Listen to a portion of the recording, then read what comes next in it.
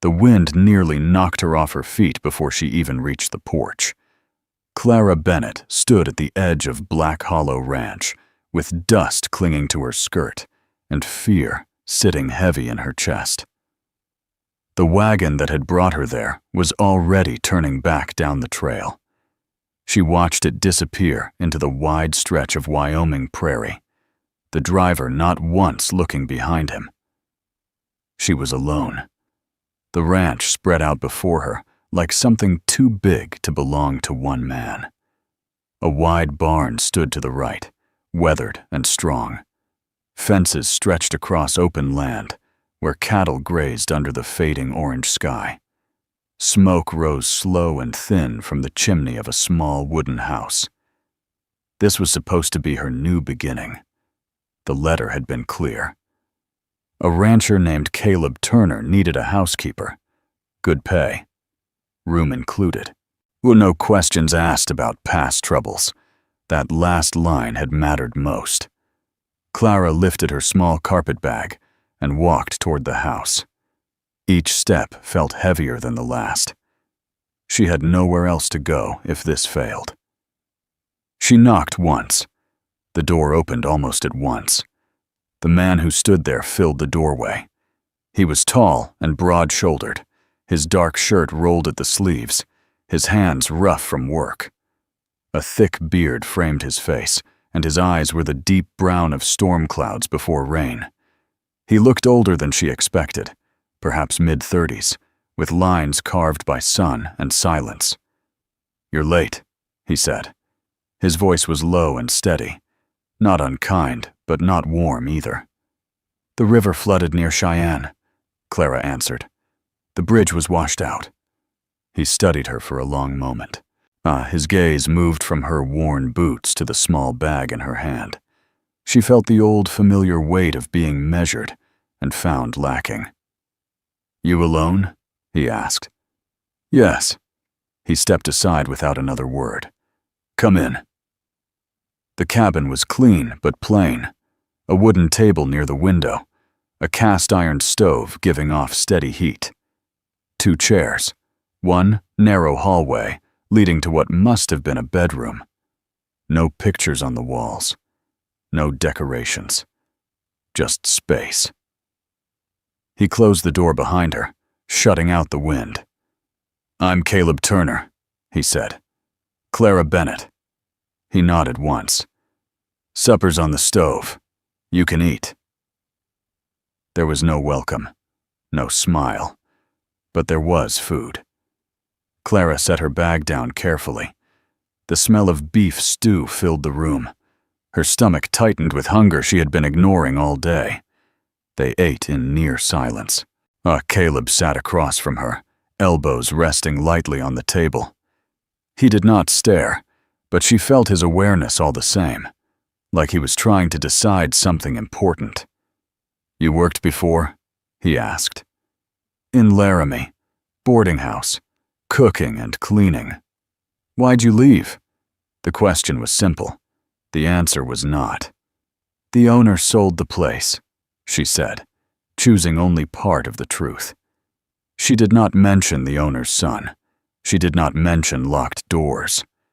Caleb nodded slowly. "You'll rise before sun. Cook for me and the 2 hands that come by noon. Laundry once a week. Keep the place in order. I don't ask much else. I can do that." Silence returned. Outside, the sky darkened to deep blue.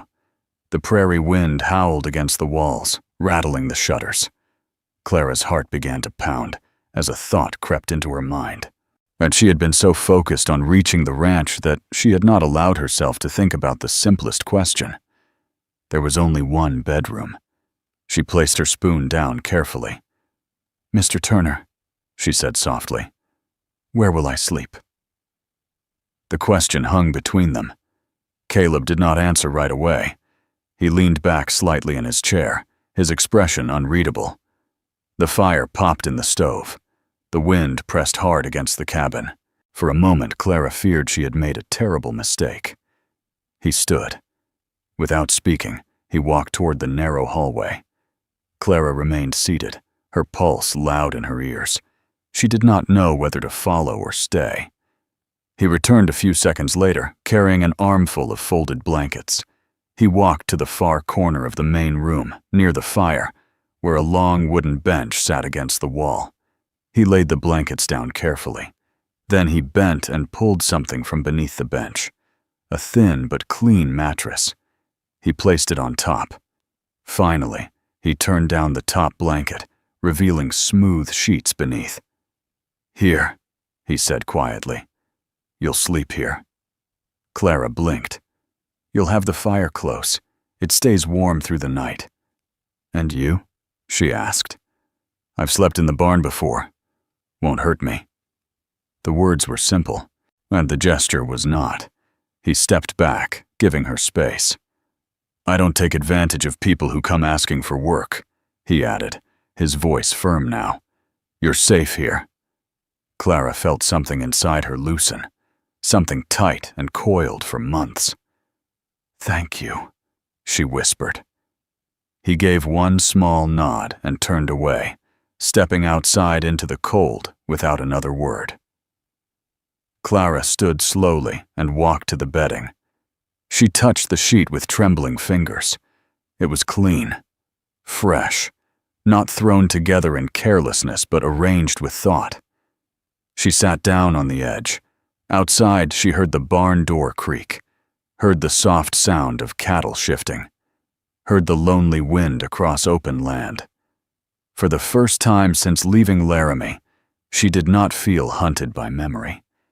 She changed into her nightdress quickly and slid beneath the blankets. The fire warmed her side.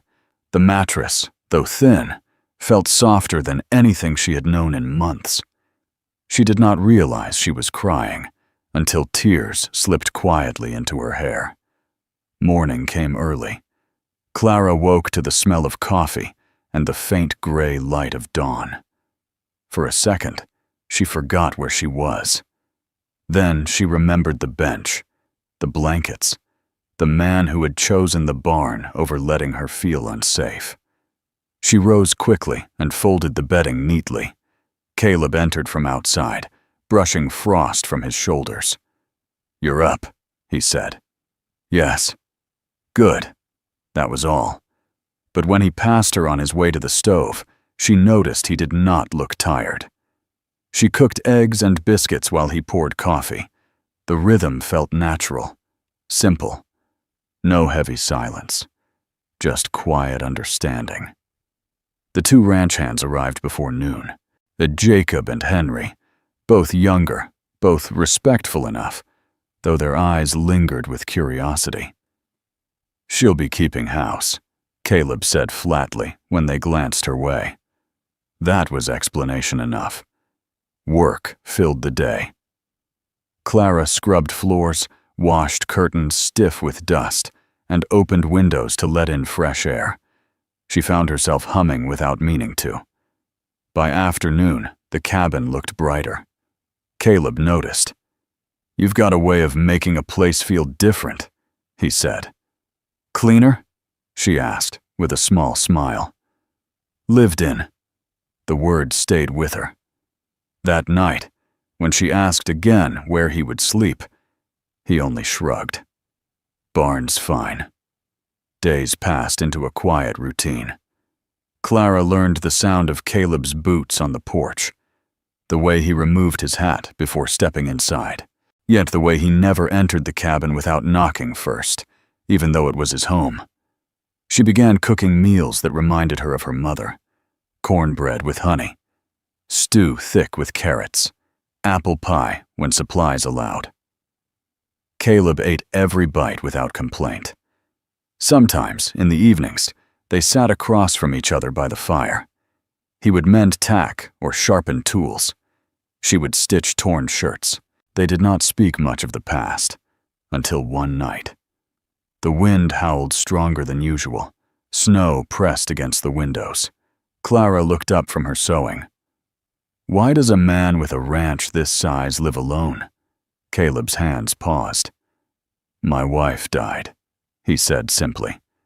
The words were quiet but heavy. "I'm sorry." So am I. He stared into the fire. After that, folks stopped coming around much. Guess grief makes people uncomfortable. Clara understood that more than he knew. I don't scare easy, she said. He glanced at her then, something softer in his gaze. No, he agreed. You don't. Winter settled deeper. One afternoon, a rider approached the ranch. Clara was hanging laundry when she saw him. Her breath caught in her throat. She knew that posture, that arrogant tilt of his shoulders. Thomas Grady, the man from Laramie, and the owner's son. Her hands began to shake. He dismounted slowly, his smile sharp as a blade. Well now, he called. Found yourself a new protector? Caleb stepped out of the barn at that exact moment. His eyes moved from Clara's pale face to the stranger's smirk. Can I help you? Caleb asked. Thomas laughed lightly. Just checking on an old friend. Clara stepped back, but Caleb moved forward. She works here, Caleb said evenly. That's all you need to know. Thomas's gaze darkened.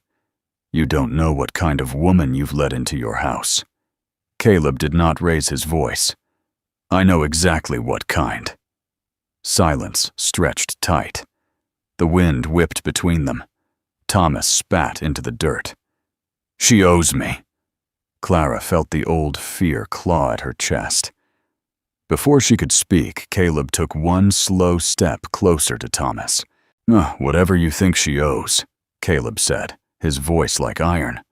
You collect it somewhere else. Thomas studied him, measuring. Then he swung back onto his horse. This ain't finished, he muttered. He rode away. Clara did not realize she had been holding her breath until the sound of hooves faded. Caleb turned to her. You want to tell me? He asked gently. She shook her head once, tears burning. He did not push. Instead, he walked to the porch and picked up a folded blanket from the railing where it had been airing in the cold sun. He stepped inside the cabin. Clara followed slowly. He laid the blanket over the bench again, smoothing it with careful hands, just like that first night. You'll sleep warm, he said quietly, and you'll stay safe. Clara looked at him, truly looked at him, and for the first time in years, and she believed it. The wind did not stop for 3 days. It screamed across the prairie like something angry and alive, shaking the cabin walls and burying the fence posts in snow. Clara barely slept the night Thomas Grady came to the ranch. Every small sound made her sit up beneath the blankets, her heart racing. But no rider returned. Caleb did not mention Thomas the next morning. He simply rose before dawn and went about his work. Yet Clara noticed something different. He checked the perimeter fence twice. He kept his rifle closer than before. His eyes scanned the horizon more often. Protection without questions. It settled deep inside her. By noon, snow covered the land in thick white layers. Jacob and Henry could not make it out from town. Clara and Caleb were alone on the ranch. She baked bread that afternoon, yet the smell warm and steady. Caleb came in with snow clinging to his coat. She moved to help brush it off without thinking. Her hands paused when she realized how close she stood to him. He did not step away. You don't have to stay, he said quietly. If that man brings trouble, I won't have you dragged into it. This trouble followed me, Clara answered. Not the other way around. He studied her face. Then we face it when it comes. We. The word stayed with her long after he stepped back outside. That night, the storm worsened. The barn door banged loose. Caleb went out to secure it. Minutes stretched too long. Clara wrapped a shawl around her shoulders and stepped onto the porch. Snow stung her cheeks. She could barely see through the white swirl. Then she saw him. Caleb stood near the barn, struggling against the wind to pull the heavy door shut. His boots slipped on ice. Without thinking, Clara ran toward him. The snow soaked through her skirt instantly. The cold bit her ankles. She grabbed the loose rope near the door and pulled with all her strength. Together they forced the door closed. Caleb turned to her, breath clouding in the air. You shouldn't be out here. And let you fight it alone?" For a moment they stood there in the storm, faces inches apart. Snow clung to his beard. Her fingers were numb, still gripping the rope. Something passed between them. Not spoken, not named. He gently took her hand and guided her back toward the house. Inside, he shut the door tight and turned to her. "You're shaking. So are you." He hesitated only a second before moving closer to the fire. He placed another log inside and motioned her nearer. She stood beside him, heat slowly returning to her frozen skin. When her foot slipped on melted snow near the hearth, Caleb caught her by the waist. His hand stayed there a moment longer than needed. Neither moved. The storm roared outside, but inside the cabin, there was only breath and closeness. Clara stepped back first. "I'll make tea," she said softly. He nodded once. The next morning, the world looked different. The storm had passed. The sky was clear blue. Snow stretched across the land untouched and bright. Clara stepped outside and drew in a deep breath. It felt like standing at the edge of something new. That afternoon, a rider approached again. Not Thomas, Reverend Cole from Pine Creek. He removed his hat respectfully when Clara opened the door. "Miss Bennett," he said, "there's talk in town." She felt the weight of it before he even explained. Thomas Grady had been spreading stories, ugly ones, saying Clara had run off after stealing money, saying Caleb had taken in a woman with no morals, saying the ranch was no place for decent folk to trade. Caleb listened without interruption. When the Reverend finished, silence filled the room. "I thought you should know," Reverend Cole added. "Rumors grow fast in winter." "Thank you," Caleb said evenly. After the Reverend left, Clara stared into the fire. "You should send me away," she whispered. Caleb turned sharply. "No. You don't owe me this." His jaw tightened. "I don't make choices out of fear. But your cattle buyers might. The feed suppliers might." He stepped closer. "I lost my wife 3 years ago," he said, voice low. "I lost neighbors. I lost friends who didn't know what to say to a grieving man. I'm not losing you because someone can't stand a woman who walked away." The words hit her harder than any storm wind. "You'd fight for me?" she asked quietly. "I already am." The following Sunday, Clara insisted on going into town. "If they're talking, let them see me," she said. Caleb saddled the horses without argument. The ride into Pine Creek was silent but steady. Snow crunched under hooves. Smoke curled from chimneys. People turned as soon as they arrived. Whispers followed them into the general store. Clara held her head high. Mrs. Dalton, who once ordered 3 dresses from her, approached slowly. "Are the stories true?" Clara met her eyes. "No, Mrs. Dalton studied her for a long moment. Then she nodded once. "I didn't think so. It was small, but it mattered.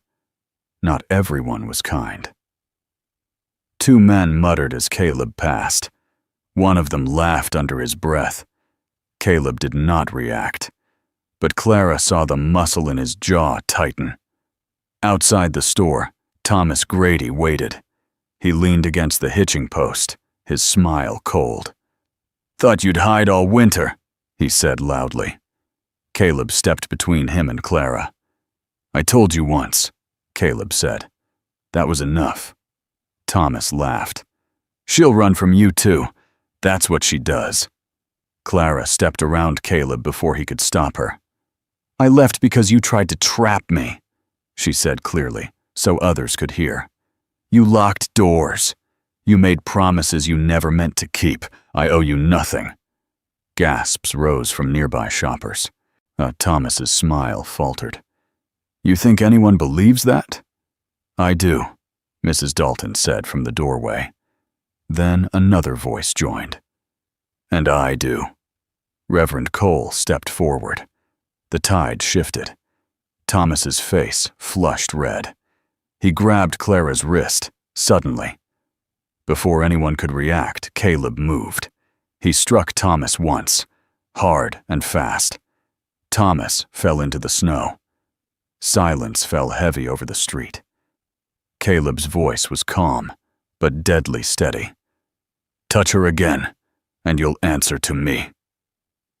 Thomas scrambled up, humiliation burning in his eyes. He mounted his horse without another word and rode out of town. The whispers did not stop that day, but they changed. Clara felt it. That night, back at the ranch, she stood near the bench where she had first slept. "Why did you help me?" she asked quietly. Caleb looked at her, truly looked. "What, because the first night you asked where you'd sleep, you sounded like someone who had never once been given a choice," her breath caught. "And you deserved one." The fire crackled softly. She stepped closer. "I'm tired of running," she admitted. "I don't want to leave again." "Then don't." It was that simple. Winter continued, but something inside the cabin shifted. The space between them grew smaller. Shared glances lasted longer. Hands brushed more often. One evening, as Clara stitched by the fire, Caleb spoke. "I built that bench after my wife passed," he said. "Couldn't bear to sleep in our bed alone." She set her sewing down. "You never thought you'd let someone else stay?" "No." "Then why me?" He moved closer, slow and certain. "Because you didn't look at me like I was broken." Her heart pounded. You're not broken," she said. His hand reached for hers. It was rough and warm. "I'm trying not to be." Their fingers intertwined. Outside, the prairie lay silent under snow. Inside, something steady and strong took root. Clara felt it clearly. Home was no longer a place she searched for. It was something they were building, together. Spring came slow to Wyoming. The snow melted in patches, leaving behind mud and stubborn frost. The river swelled with thawed ice, and the cattle grew restless in their pens. Life stirred again across the prairie. Inside the cabin, something else had begun to bloom. Clara no longer slept on the bench. One quiet evening in late February, Caleb had stood near the fire, hands clasped tight like a man facing battle. "You shouldn't be out here anymore," he said. She looked up from her sewing. Out where?" "On that bench." Her heart skipped. He did not rush his words. "If you want, there's room in my bed. Not out of need, not out of pity, because I don't want to wake up without you on the other side of that wall." Clara had crossed the space between them without speaking. That night, the door to his bedroom had stayed open. Now, as spring sunlight slipped through the curtains, Clara rose from the wide wooden bed and stepped quietly onto the floor.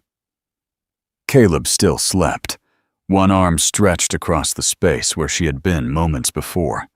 She paused, watching him. The hard lines of his face softened in sleep. The grief she once saw there had faded, replaced by something steadier, something alive. She dressed and moved into the kitchen, starting coffee and kneading dough. A knock at the door broke the peaceful morning. Clara froze. Caleb was on his feet instantly. He pulled on his boots and reached for his rifle before opening the door. It was Jacob. "There's trouble," he said, breathless. "Thomas Grady's back. Brought 2 men with him. They're telling folks you forged papers, saying this ranch was signed over wrong." Caleb's eyes darkened. Clara stepped forward. "Forged what papers?" Jacob swallowed. Land transfer. He's claiming you're married under false license, that your name ain't legal here. Clara felt the ground tilt beneath her. She and Caleb had married quietly 2 weeks earlier in Reverend Cole's small chapel. Just a few witnesses. No celebration. No fuss. Just vows spoken clear and steady. It had been enough. Now Thomas meant to poison even that. Caleb turned to her. We ride. The town square of Pine Creek buzzed like a shaken hive when they arrived. Thomas stood near the courthouse steps, waving folded papers in his hand. She tricked him, Thomas called loudly. She's got a history of it. I've got proof she left debts in Laramie. That marriage ain't valid. People murmured, some uncertain, some angry. Clara felt the old fear creep up her spine. Caleb dismounted and helped her down. They walked forward together. You're lying, Clara said clearly. Thomas smiled. Am I? Reverend Cole stepped out from the courthouse doors. The marriage license was signed proper, he said calmly. I witnessed it myself. Thomas waved his papers. Then what's this? Caleb took the documents and scanned them. His expression did not change. These are debts from Laramie boarding house, Thomas said loudly.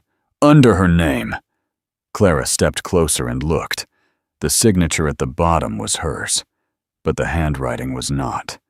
Thomas had forged it. She never owed a penny, Caleb said steadily. You sure about that? Thomas sneered. Clara's hands shook, but she forced her voice steady. You tried to make me sign blank papers when I left. I refused.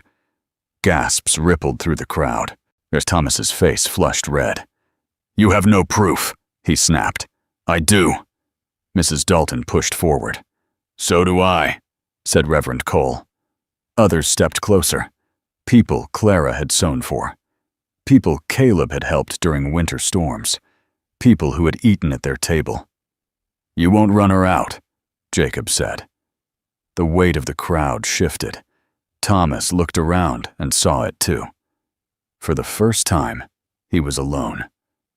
You're all fools, he muttered. He shoved past the gathering and mounted his horse. Enjoy your little fairy tale, he called bitterly. It won't last. He rode out of town without looking back. Silence held for a moment. Then Mrs. Dalton reached for Clara's hand. You belong here, she said softly. The words broke something open inside her. That night, back at the ranch, Clara stood on the porch beside Caleb, and the sky burned gold and pink across endless land. You didn't hesitate, she said. About what? Choosing me. He turned to her fully. The first night you asked where you'd sleep, I made a choice, he said quietly. I chose the kind of man I wanted to be. Her eyes filled. And now? Now I choose you. Every day. She stepped into his arms. For a moment, everything felt certain. Then summer brought a different test. In early July, a fire sparked near the north pasture. Dry grass and hot wind turned it into a roaring wall of flame. Clara saw the smoke first. Caleb! He was already running. The fire moved fast, eating through fence posts and pushing cattle toward panic. Caleb and Jacob rode hard, trying to drive the herd away from the flames. Clara did not stay behind. She grabbed buckets from the well and soaked blankets, beating back smaller tongues of fire creeping toward the barn. Smoke burned her throat. Heat blistered her skin. A section of fence collapsed. Caleb's horse stumbled in the chaos. Clara saw him fall. Her heart stopped. She ran without thinking. Caleb lay near the burning grass, dazed. Flames inching closer. She threw a soaked blanket over him and pulled with all her strength. Get up, she cried.